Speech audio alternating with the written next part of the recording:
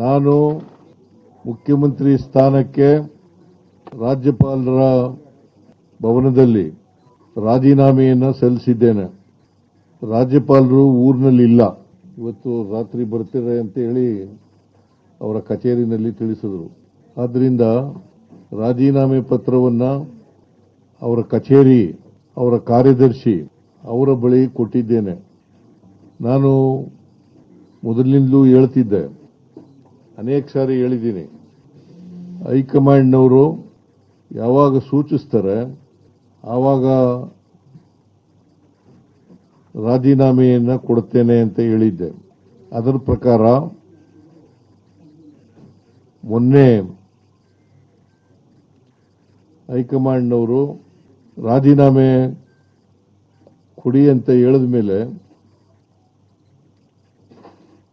ನಾನು ನಾಳಿದ್ದು ರಾಜೀನಾಮೆ ಕೊಡ್ತೀನಿ ಅಂತ ಹೇಳಿದೆ. ಅಂದರೆ ಇವಂದು ಹಾಗಾಗಿ ಇವತ್ತು ರಾಜೀನಾಮೆಯನ್ನು ಸಲ್ಲಿಸ್ತಾ ಇದ್ದೇನೆ. ರಾಜ್ಯಪಾಲರು